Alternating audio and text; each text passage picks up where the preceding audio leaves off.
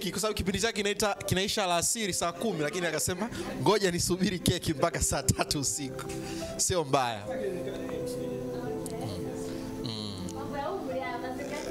Shukari. Sasa kutoka mjengoni bado hatujamaliza surprise yetu, na surprise ya mwisho ambayo tukirudi hapa ndio tutaondoka. Hii ni surprise ya mazungumzo maalum, ambayo mazungumzo haya ni mazungumzo kati ya ndugu yetu. Ameongeza juu sana ngoja kwanza Anisi amalizie. Karibu sana mke wa mjeshi. Anyway, nafikiri tuendelee kusimama. Surprise ya mwisho ambayo ndio itaenda kututamatishia century ya leo itakuwa ni sehemu ya mazungumzo kati ya mtu fulani na mtu fulani. Tafadhali tuungane kwa pamoja tutazame ni mazungumzo ya namna gani. Mazungumzo haya hapa, karibu sana. Assalamu alaikum mpenzi mtazamaji wa Clouds Media, na kama tunavyofahamu leo ni siku ya kumbukumbu ya kuzaliwa kwa Ziza Abdul Malik. Kwa mtu ambaye amfahamu Ziza, anatokea hapa katika manispaa ya Bukoba mkoani Kagera, na kwa bahati nzuri bado ana wazazi wake mashallah, na Clouds moja kwa moja imeweza kuwatembelea wazazi wake, na hapa tuko nyumbani kwao na tumemkuta mzee Abdul Malik, na Amina tuelezea kwa kina kuhusu Ziza. Baba, asalamu alaykum. Wa alaykum assalam wa rahmatullahi wa barakatuh. Naamini leo ni siku ya kuzaliwa kwake Ziza, mtoto wako ambaye alizaliwa tarehe kama ya leo na mwezi kama wa leo. Hivi kwanza una taarifa ya kuzaliwa kwake? Alhamdulillah, nakumbuka kwamba alizaliwa tarehe 27 mwezi wa 3 mwaka sijautaja, lakini ndio siku yake ya kuzaliwa. Kwa mtu ambaye amfahamu Ziza, labda anataka kufahamu Ziza ni nani na alikuwaje kwenye makuzi yake. Naamini hakuna mtu ambaye anamfahamu mtoto zaidi ya wazazi. Kwa hiyo kama mzazi wake unamzungumzia vipi Ziza? Ziza ni binti yangu ambaye ni mtoto wa 4 katika watoto wangu, lakini binti ambaye amezaliwa hapa, amekulia hapa, amesomea hapa, na katika makuzi yake ni kama watoto wengine, ameleleka kama watoto wengine na amesoma kama wengine. Ila tabia kwa Aziza ni kwamba katika watoto ambao ninao, yeye ni mmoja ni mkimya, ni msiri, anaweza kaweka siri vizuri, lakini mkimya, na ni mtu anayejituma nyumbani, anafanya shughuli za nyumbani bila kuambiwa, maadamu anaona kwamba shughuli fulani ni ya kufanya, anaifanya kama anavyoona kwamba inafanyika. Lakini vile vile anasaidia wazazi wake, mama yake na dada zake na kaka zake, anawasaidia kwenye shughuli mbalimbali. Na katika wakati wake anasoma, yeye wakati anatoka shule alikuwa anajipinda kuhakikisha kwamba kazi za nyumbani azimaliza, lakini baadaye anakwenda kufanya masomo yake na mambo mengine. Na kwa kuwa yeye Aziza, kwa jina la Aziza ni jina la mama yangu, mama ndiye alimuita hilo jina ili uweze kuendelea. Kwa hiyo mpaka sasa hivi huwa mimi namtambua wakati mwingine kama mama, na ndio maana kidogo naye ananihurumia kama mwanae, lakini na mimi namheshimu kama mama ingawa ni mwanangu. Na bahati nzuri ameendelea katika shughuli zake, na shukuru Mungu, pamoja na kuwa miska inaye na kanae mbali, lakini kienda kukutana na wafanyakazi wenzie huwa naona kidogo ana ushirikiano mzuri, na kila leo wanamuombea dua na kuomba hata wale marafiki zake, jamani, mkiona kwamba kuna mahala anakwenda ndivyo sivyo, basi mpeni ushauri na nasa ili aweze kuendelea, kwa sababu dunia hii unapokuwa mbali na nyumbani, wale unakutana nao ndio wazazi wako, ndio kaka zako, ndio dada zako. Sasa naamini kwenye makuzi hawezi kukosa kitu ambacho labda alikuwa anakichukia. Ziza ni mtu ambaye anachukia kitu gani baba?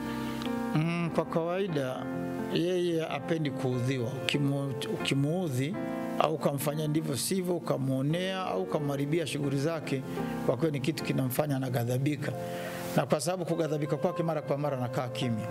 Ukishamwona kwamba amekaa kimya, ujue kwamba ameghadhabika. Na kwa sababu sisi ndio wazazi wake, tulishamuelewa. Ukiona kuna mahala umemkwaza, utamuona amebadilika hata kama asemi. tumeshasikia kitu ambacho Ziza hapendi. Na ni kitu gani sasa Ziza anapenda? Kwa sababu kama unachukia kitu, lazima pia kutakuwa na kitu unakipenda. Ziza ni mtu ambaye anapenda nini? Kwa kweli Aziza anapenda mahusiano mazuri, kushirikiana na watu, kushauriana, kuzungumza nao, hata nyumbani kuchangia maneno, na kama kuna neno namwambia, anapenda umwambie ukweli. Kwamba jambo fulani silo, atakuelewa, au kafanya jambo fulani atakuelewa, lakini hapendi kumficha wala kumzunguka.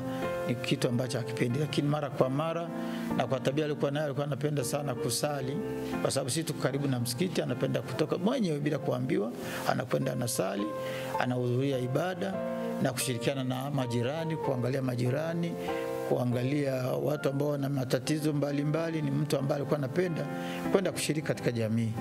Kwa hiyo hilo ndio lilikuwa tabia yake na katika maisha yake, na nadhani kitu kingine ambacho alikuwa anakipenda sana kuliko maelezo, na Mwenyezi Mungu amemsaidia amekipata, ni mambo ya habari, haya utangazaji. Kwa sababu nakumbuka wakati baada anasoma, amewahi kwenda kwenye studio kwenye redio moja iko hapa Bukoba. Aliwahi kwenda kule na akawa amepewa kipindi cha watoto. Kwa hiyo ni mtu mmoja anapenda sana masuala ya media kama haya, na Mwenyezi Mungu amemwezesha, amejaliwa, ameingia kwenye eneo ambalo alikuwa analipenda, na sisi tunamuombea aendelee na shughuli zake. Tunaomba basi wewe kama mzazi utie zako dua na uweke ushauri kwa mtoto wako popote alipo, naamini dua inafika. Mimi ninachomuombea, kwanza namuombea kwa Mwenyezi Mungu ampe afya njema na umri mrefu, na amwezeshe atende kazi zake kwa mujibu wa kanuni na taratibu za kazi. Lakini vile vile namuombea kwa Mwenyezi Mungu aendelee kukaa vizuri na wenzie, wafanyakazi wenzie na watu mbalimbali, aweze kukaa nao, kuwasikiliza na kupata ushauri kutoka kwao, kwa sababu hizi shughuli lazima upate watu kukushauri. Lakini kingine nachomuombea kwa Mwenyezi Mungu, amwezeshe kuendelea, aweze hatua alionayo afike mbele na mbele, maana katika utangazaji au katika shughuli zake kuna nafasi ya mbele na mbele. Kwa hiyo anaweza kuendelea akafanikiwa na zaidi, na siku ya siku naye awe katika watu wengine ambao wamepata nafasi kubwa, na yeye apate nafasi hiyo, lakini kubwa zaidi asimwache kukumbuka Mwenyezi Mungu. Mtazamaji ambaye ndo kwanza unafungulia TV, hapa tulikuwa kwa wazazi wake na Ziza. Kwa bahati nzuri au mbaya niseme, kwa mipango ya Mwenyezi Mungu, mama yake hatujamkuta, yuko kwenye matibabu. Kwa hiyo tumeweza kumkuta baba, lakini hamna kilichoharibika. Ametuelezea mwanzo hadi mwisho. Na sisi tunasema Ziza, happy birthday to you. Happy birthday to you. Happy birthday dear Ziza. Happy birthday to you. Hatuna la ziada baba, tunashukuru sana. Amina ya Rabbil Alamin. Na kazi njema. Asante. Karibuni jioni tufuturu. Amina. Karibu sana tufuturu. Tutakuja baba. Karibu sana. Asante. Karibu sana. All right. Mazungumzo ya Zena pamoja na baba yake Ziza Malik, Mzee Abdul Malik, ambayo hayo umeyasikia. Muda wetu sio rafiki Ziza. Kwa uchache umedondosha chozi sana. Bahati nzuri Mzee anakujua ama anakufahamu sana mwanae. Cha kuongea kwa dakika chache. Mimi mmeniweza sana leo. Yaani mmenishika pabaya, wenyewe nasema. Najua wanasema mtoto wa kike na babake. So kwamba simpendi mama, wote ni wazazi wangu na wapenda, lakini I think my dad amenielezea vizuri sana. And okay. Ila mmeniweza. The only thing Zena, asante baba, nimewasiliana naye. I think mpaka nataka kuingia kwenye show, lakini hajaniambia chochote. Wala Zena mwenyewe hajaniambia chochote. So kwa hiyo sema mmeniweza. Lakini asanteni sana familia yangu. Shukrani sana. Hii ni kwa niaba ya Azizi Kinamba, Azizi, wewe mwache. JB Kazumba, Farhan Kiham, Hussein Mihayo, Bwana Nyaumba, Sweta Emmanuel, Zena na wote ambao wameshiriki kwenye mchakato huu wa kuzalisha kipindi, ndio ambao wamehusika kwenye jambo hili muhimu na zito kweli kweli. Tuondoke zetu sababu time sio rafiki. Nashukuru. Mimi nashukuru sana. Ejigo, punguza kula sukari. Kabisa, punguza kula sukari, hakikisha unafanya vipimo vya mara kwa mara, kwenda hospitali, check ups hapa na pale, punguza stress, kunywa maji mengi sana, hatua 10,000 kwa siku zizingatie, sababu maisha ni mafupi. Kwa hiyo tunaondoka, msiseme tunawakimbia, lakini kwa kile tulichoachia bakini kutuombea. Mimi ni Ali Kashmiri, uniona hapo kuna jambo, nipo na birthday girl hapa, zawadi zinaendelea kupokelewa.